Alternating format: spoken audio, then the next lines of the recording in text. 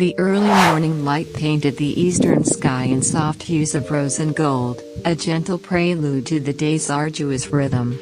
Tieu Nu, a young mother weathered beyond her years by life's relentless demands, greeted this dawn with the customary resilience that had become her second nature. Her voice, a quiet melody of hope and gratitude, carried a message to unseen friends, a testament to her spirit. Tieu Nu and baby Zoe send their warmest greetings to everyone. May your new day be filled with health and joy. How are you today? We hope you are well, and we send a big hug to your beautiful country. This was her daily ritual, a brief moment of connection before the demanding work of survival began. Her gaze swept over the small patch of earth that sustained her and her son, a vibrant tapestry of greens nurtured by her tireless hands. The vegetable garden, though modest, was a source of immense pride and a lifeline. "My vegetables are good today," she murmured, a faint smile touching her lips. "I will harvest some to sell first." The market awaited, a bustling arena where her toil transformed into rise and sustenance. Today, the yield promised to be plentiful, a small victory in her ongoing battle against scarcity. She moved through the rows with unpracticed grace, her hands nimble as they selected the ripest leaves. The garden offered a rich diversity. Among them, the distinct yellow mustard greens stood out, their leaves a vibrant green-yellow, hinting at the slightly pungent, aromatic flavor that made them a staple in Vietnamese kitchens. They were versatile, destined for pickling, enriching a simple soup, or stir-fried with pungent garlic, each preparation a testament to their deliciousness. She wondered if this humble vegetable graced tables in distant lands, or if its name resonated with other cultures. "Do you have this vegetable where you live? What is its name?" she mused, a silent query to the world beyond her garden fence.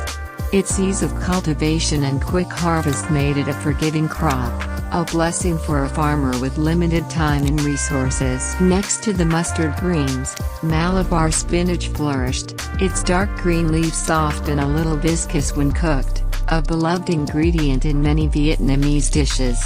Its resilience and nutritional value made it another dependable source of food for countless families. These were not just plants, they were partners in her struggle, each leaf harvested representing a meal, a school supply, or a small comfort for Zoe. As she gathered enough for the day's sales, she carefully placed them into her woven bamboo basket, a familiar weight on her arm. "With this much, I should be able to sell them all quickly," she thought, already anticipating the market's lively hum. At the market, the air was thick with the scent of fresh produce, the cacophony of vendors calling out their wares, and the cheerful chatter of shoppers. Tieu Nu, positioning herself amidst the familiar faces, began to arrange her greens, her movements efficient and inviting. A woman paused at her stall, her eyes scanning the fresh offerings. "Sister, can you sell me 2 bunches of mustard greens?" she inquired. "How much are they a bunch?" Tieu Nu responded with a gentle smile, 5,000 a bunch. "I grew them myself, they are very fresh and tender, just pick the ones you like." The customer, pleased with the quality, selected her greens. "Give me this bunch," she said. Tieu Nu, ever generous, added a bonus. "I just picked them, but I will give you 4 bunches, she offered, a small gesture that often brought repeat customers. "Yes, wait a moment. Luckily, I'm almost out of vegetables already." Her hard work was paying off faster than expected. Another woman approached, her basket nearly full. "Do you still have vegetables?" she asked. Tieu Nu gestured to the 2 remaining bunches. "I only have 2 bunches left." The woman's face lit up. "Luckily. Please give me the other 2 bunches." Just as Tieu Nu completed the sale, a familiar figure appeared, a man in a police uniform. His name was Nam, a local officer and a colleague in community work, known for his kindness and quiet strength. "Hello, comrade," she greeted him, a hint of formality in her voice. Have you finished everything? Nam nodded, a reassuring presence amidst the market's hustle. Oh, I finished everything. I've written everything down in this book. Now, when it's your turn, if you don't know anything, just ask me. I've written it all down in the papers. He gestured to a ledger, a record of their community assignments. Comrade, I've written it all down here, right? He confirmed, seeking her input. Yes, I've written it all down. Their shared responsibility extended beyond the formal duties. It was a bond forged in service to their community, particularly in the aftermath of recent natural calamities. So, comrade, when your superiors assigned it, are there any big changes? Cam inquired, knowing that policy shifts often impacted the most vulnerable. Nam explained, there are some changes, but they're not significant. And this time, the superiors assigned it, there are some subsidies for the poor. A flicker of hope crossed Cam's face. Oh, that's good. Just recently, the storm also caused a lot of damage to the people. If the superiors had more support, it would be good for the people. The resilience of the Vietnamese people, particularly in rural areas, was constantly tested by the elements, and any form of government support was a welcome relief. The social safety net, though often thin, was vital, and community workers like Nam and Cam were its frontline stewards. Nam continued, outlining the day's administrative tasks. Now I've done all the important things here. I've written all the important things down here. So, comrade, just check it. And for the parts that I haven't done, comrade, just do it. And comrade, just check it carefully. Today we get our salary. He paused, a different kind of smile playing on his lips. Oh, today our superiors just assigned it, we get our salary right away. Have you received it yet, comrade? Cam shook her head, her focus having been on her vegetables. I've received it, Nam said, pulling out a small wad of bills. I've received it for you too, comrade. Her eyes widened slightly. Oh, that's great, I don't have to go all the way up there, Nam laughed softly. I was up there just now, so I'll get it for you too. She looked at the money, a larger sum than she expected. Oh, why is it so much? Nam explained, his voice gentle. There was a storm and flood, so we worked hard. We should get an extra bonus, comrade, you should get a bonus too. This recognition for their tireless efforts in the face of disaster was a small but significant acknowledgement of their selfless dedication. Yeah, I got it too. Yeah, that's great, what else? That's fine. Yeah, that's good, thank you, comrade. Cam's gratitude was genuine, a blend of relief and appreciation for his thoughtfulness. Take the money and give it to me now. It's your shift, comrade, so just do it. I'll go home first, then I still have a little bit of work to do, so comrade, just go and let me finish. If you don't know, just ask me. Nam, ever efficient, entrusted her with the remaining duties. Okay, since we're coming home early today, why don't we go pick up baby Mango? He suggested, referring to Zoe by his affectionate nickname. Let baby Mango go home and play with mom for a day because I miss baby Mango so much. Baby Mango must miss mommy too. I'll go pick up baby Mango now. Tomorrow I'll take baby Mango to school later. Are you having fun at school? Do you like going to school? I'm going home. His concern for Zoe was palpable, a warmth that enveloped Cam and eased the burden she carried. The connection between them, though unstated, deepened with each shared moment of care and responsibility. Nam, now relieved of his official duties, walked with a purposeful stride, his thoughts occupied with Cam and Zoe. The recent salary and bonus had given him a small surplus, and his mind turned to a problem he had observed for some time. I have a lot of money this month. Should I take out some money to buy Tieu a phone? He pondered aloud, though no one was near to hear. Now she's in there alone without a phone. I can't use it a lot. Sometimes I want to call her, but I can't. In a society increasingly reliant on mobile communication, Tieuca's lack of a phone was a significant disadvantage, isolating her and making coordination difficult, especially in emergencies. For a single mother, this was not just an inconvenience but a safety concern. He made his way to the phone store, a modern establishment with gleaming displays that seemed a world away from Tieuca's humble garden. "I'm looking to buy a phone," he told the salesperson. "How much do you want to spend?" she asked. "I'm looking for one around 10 million Vietnamese dong," he specified, a considerable sum for many in the rural community, but an investment he felt was deeply necessary. The salesperson presented several models. Nam considered. "I don't know which color Tieu likes." He picked up a sleek device. "Let me try this one." "Okay, can I take this one?" he decided. The salesperson confirmed. "Yes, let me wait a bit for you so I can apply tempered glass and put a case on it." As the transaction was finalized, he confirmed the price. "Yes, 10 million? Yes, I sent it." The purchase was made with a quiet determination, a manifestation of his care. "Yes, that's enough." "Yes, thank you. Now we have to bring this phone to her.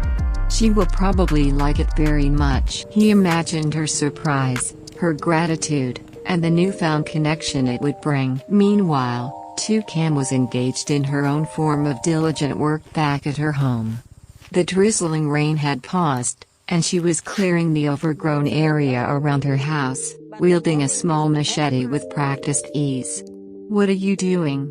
Nam asked as he approached, carrying the small, carefully wrapped package. "I'm clearing the area around the house to make it less bushy," she replied, wiping a bead of sweat from her brow.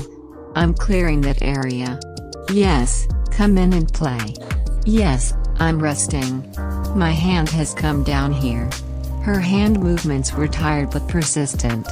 "Yes, I'm clearing this area around the house to make it neat. Also, I'm planning to clear it first and then make some land to make a chicken coop. You sit here." The vision of a tidy home and a small poultry farm, offering both food and a potential income, fueled her efforts. Nam observed the thicket. "Is it very bushy?" he asked.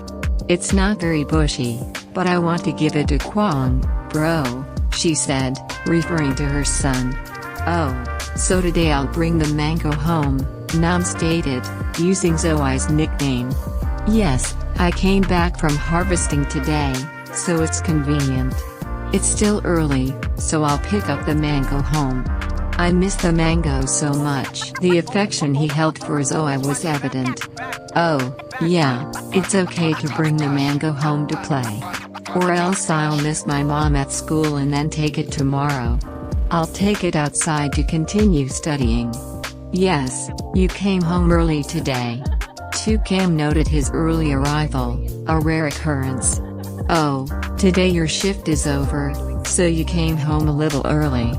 It's already the end of work." Then, with a gentle flourish, he presented the package. "Also, today I bought this to give to her. I see that you don't have anything to contact me. Sometimes I want to talk to you, but there's no way to call her. So I bought her a phone to use." Tieuca stared at the small box, then at Nam, her expression a mix of bewilderment and profound shyness. Such a gift was unexpected, almost overwhelming. "Yes, why did you buy a phone for me? It's expensive. Also, I don't know how to use it either." Her humility and lack of experience with modern technology were immediately apparent. Nam reassured her with a kind smile. "It's okay. If you don't know how to use it, let me teach you. This is easy to use. When you're done, save your number here. If anything happens, call me. Or sometimes I go to work. Are you far away or going somewhere that you want to contact me but there is nothing to contact me? He understood the practical necessity, not just the luxury, of a phone. "Yes, is this phone expensive to buy?" she asked again, her concern for his expense evident. "It's not that expensive, just a few $100,000, he lied gently, knowing the true cost would only deepen her discomfort. "Don't worry, I'll buy you a phone like this. It's very expensive, it's okay. Now I'll buy you a phone for convenient communication. There are times when you want to contact but don't have a phone to use." His words highlighted the practical benefits, making it easier for her to accept. "Yes, many times when there's something urgent, then I want to call him, but he doesn't have anything, so having a phone is easier." She acknowledged the truth in his words, the vulnerability of being disconnected. Nam began his patient lesson, holding the sleek device in his hand. "Let me show you how to use it." "Yes, I'll show you, but you've never used this phone before. Let me show you how to use it." "Yes, the basics are here. This is the camera, this is the photo capture button. Yes, if you want to save some beautiful pictures or something you want to save as a memory, then press take like this. Yes, press take on this white button." Cam watched, her eyes wide with a mixture of apprehension and fascination. "Yes, I'll try pressing it." "Go out to the vegetable garden, I'll take this picture." "Yes, yes, there's a photo here." Her first photo, a slightly shaky image of her beloved vegetable patch, materialized on the screen, a small miracle in her hands. "If you want to keep pictures like this, just press take like this," Nam instructed, his finger guiding hers. "Yes, and as for his number, I'll save it in my phone, then I'll save it. It's already in there, right here. If you want to see the pictures, click here. There's a photo section here. If you want to see the pictures, they're here. It's convenient for you to ask me." Yes, this SIM card has been fully registered, so it's ready to use. He had thought of everything, making the device immediately usable. He then encouraged her to practice. "Yes, now try taking a photo. Here, let me teach you how to take it. Yes, here. The front camera is here. The front camera part is here. Press it. Yes, here, take a photo. Lean on my shoulder, let me take it. Come on, smile, straighten your neck, let me take it. Let me take it. Let me take it. Yes, let me take it." Cam, initially hesitant, leaned into his shoulder, a blush creeping onto her cheeks. The intimacy of the moment, a blend of instruction and tender closeness, was something she rarely experienced. "Yes, look straight, straighten the camera, don't be shy. 1, 2, 3, hey, let me take it. Give me some poses." He encouraged her, making her laugh. "Yes, here, I smile. Another pose. 1, 2, 3, here, brother. Let me see. Here, here, is the photo beautiful?" They looked at the image together, a rare moment captured. "This is easy to use. Here, here, here, here, my photo. Here, yes, with this, I can take anything, right? Yes, with this, I can take anything. Do you see if it's clear?" The clarity and simplicity amazed her. "Yes, if you want to take a photo of a mango, or here's a photo of us, yes, do you see if it's really beautiful? If you miss mangoes, take a photo of mangoes and put it in your phone. Yes, when Mango goes to school and misses Mango, then put it aside to look at Mango. You can also record your child's moments and stuff like that. Yes, here. This is taking pictures. Yes, this is filming. Here, click on this part to record. Yes." He explained the dual functions, envisioning her using it to capture precious moments of SOI.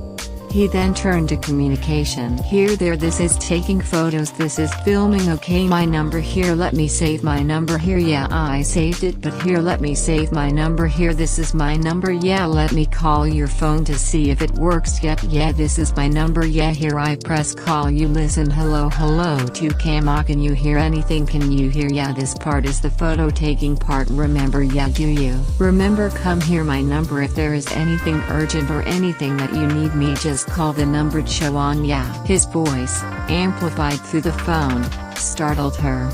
I saved my number in here. Yeah, this is taking photos. This video, watch this photo there. Let me try it. Yeah, try it out. If you don't know anything, tell me this is a photo, right? Yeah, press over there, it's a photo. Yeah, press over here, it's a video. Take a photo, take a photo, take a photo of the front here, there, take a photo. Press on the front camera, hold up, hold out, take a photo here, the photo here, there, hold up, take a photo. Try to see if this works. That's right, and this is behind.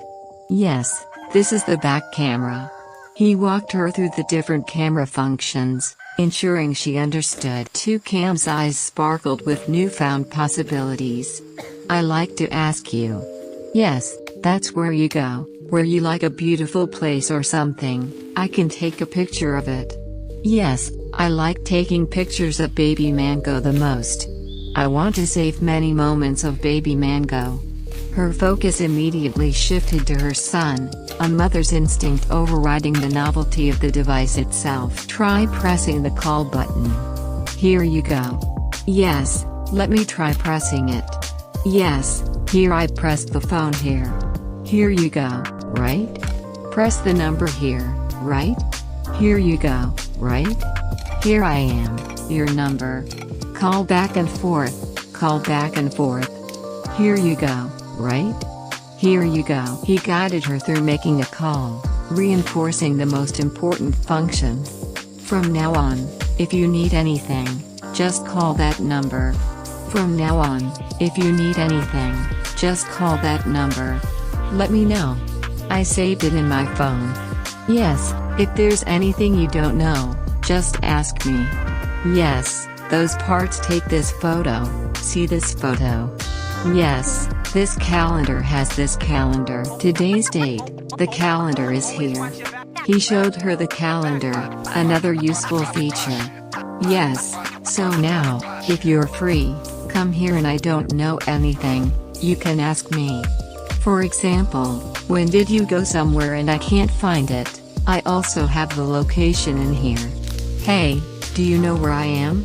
We can find a place for you. Just use it gradually. I've used it for a few days and then I'm used to it. Have you gotten used to it yet? His patience was boundless. Yes, I'm a bit used to it. A profound gratitude swelled within her.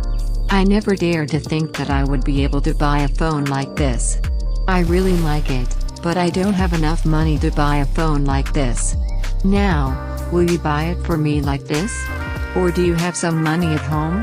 I'll pool the money to buy a phone with you. Her ingrained sense of independence and humility made her reluctant to accept such a significant gift without contributing.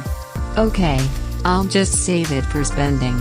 This isn't worth much, it's only a few $100,000. He brushed off her offer, maintaining his gentle deception about the cost to spare her embarrassment. Without you, I've helped me a lot and even bought things for me, so I'm shy, she confessed, her voice soft with humility.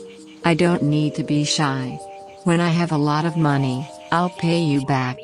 You can borrow more. I don't know when I'll have a lot of money. I just hope for a full life. If there's anything I don't know, I'll call you.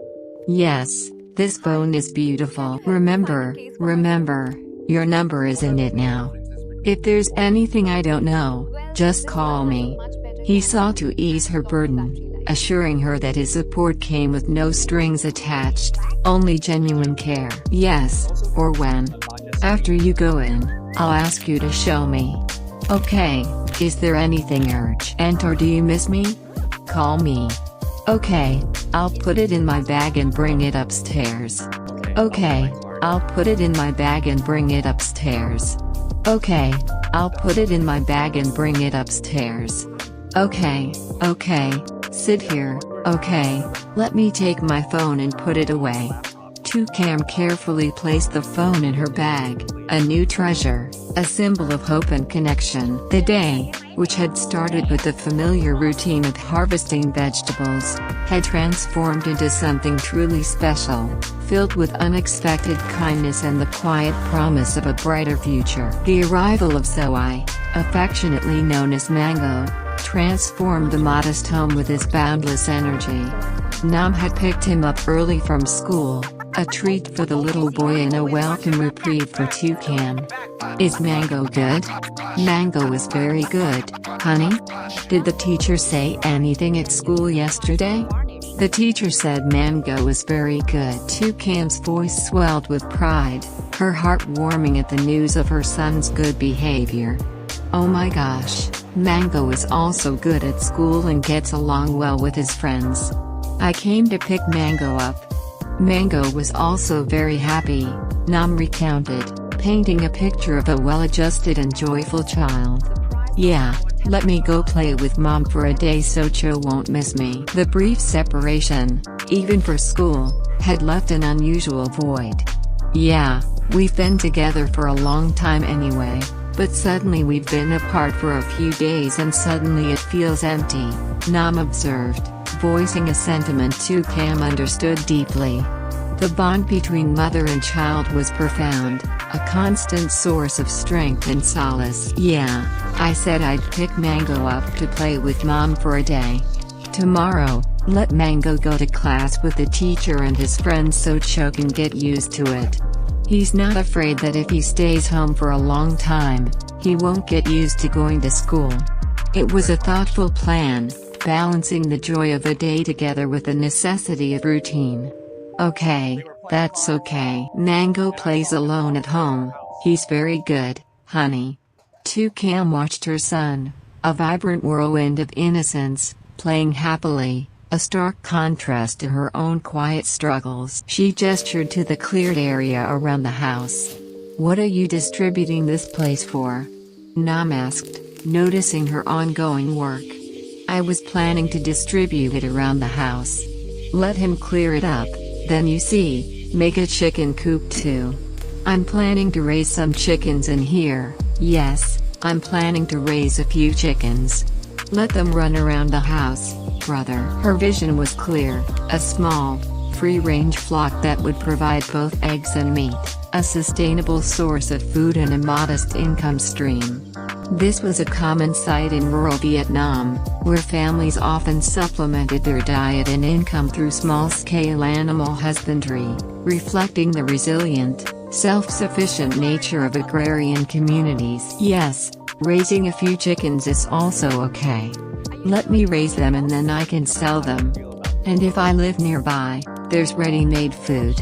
Yes, for example, if I can't go anywhere and can't find anything to eat, I can make chickens to eat. Yes, or I want to raise them so they can lay eggs, then we can sell the eggs. Toucan elaborated on the multifaceted benefits, her practical mind calculating every advantage. Do you plan to raise a lot of chickens? Nam inquired. I'm thinking that I'll save up money and in a few days I'll go buy about 20 of them, brother. It's about that much. If I don't raise too many, I'm afraid I won't be able to take care of it. 20 chickens represented a manageable flock, a careful balance between ambition and capacity for a single mother. Yes, do you have enough money to buy chickens now? Nam asked, his concern practical and direct. Toucan shook her head, a sigh escaping her lips. I still don't have enough now, brother, because I'm going to harvest this, but I also worry about Chobe Mango, so I can't save much. The constant balancing act between immediate needs and future investments was a perpetual challenge. Oh no, well, I still have some money here. If not, I'll take a few million, but it's to buy chickens and things and then raise them. Nam, ever generous, offered financial assistance without hesitation, knowing the impact such a small sum could have on her life. Her humility immediately resurfaced. That's fine, brother. I won't take your money. You've helped me a lot.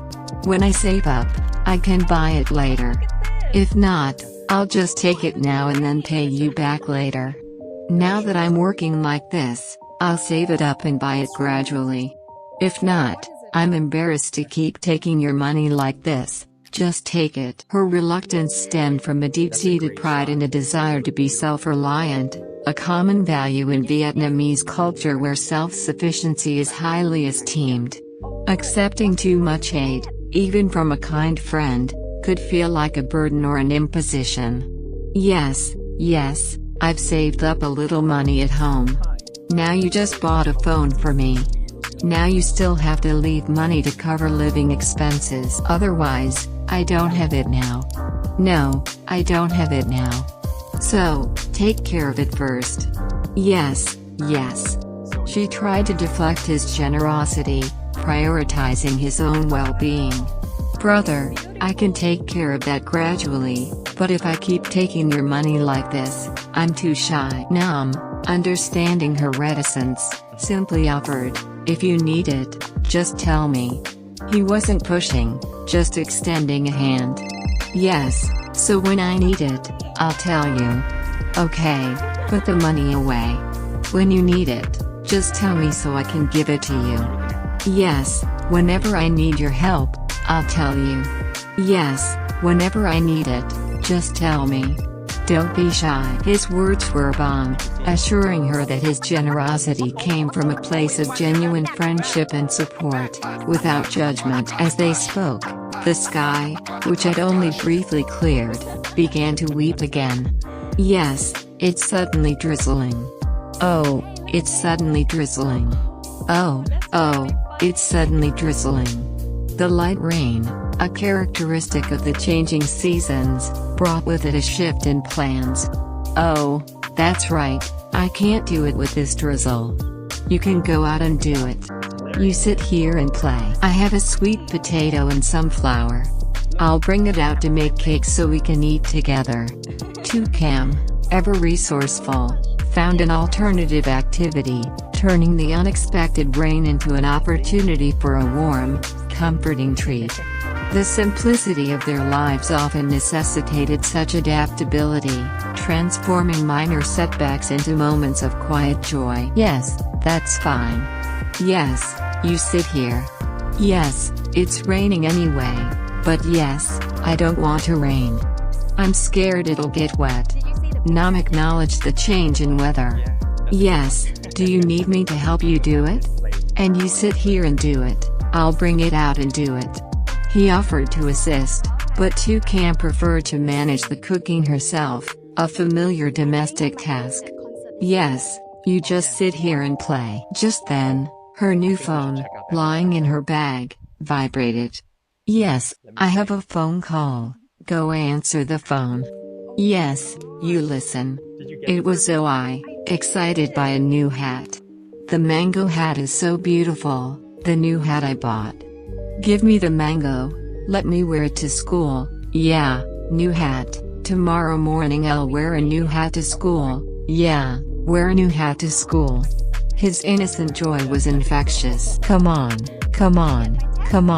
sit down, play, sit down, come on, shake hands. Which new hat is beautiful? If it's not beautiful, don't wear it. Let me warm it up tomorrow. Let me warm it up. Toucan, now focused on the kitchen, began preparing the potato cakes. This traditional Vietnamese snack, Van Coi Mi Chen, was a symbol of home and comfort, especially cherished during cooler, rainy days. She grated the sweet potatoes, the earthy aroma filling the small kitchen. To the shredded potatoes, she added a little flour for binding and a touch of sugar, creating a simple yet profound blend of flavors. The mixture was then formed into small patties, ready for the hot oil. The process itself was a sensory experience, a rhythmic dance of hands and ingredients passed down through generations. As the cake sizzled in the wok, a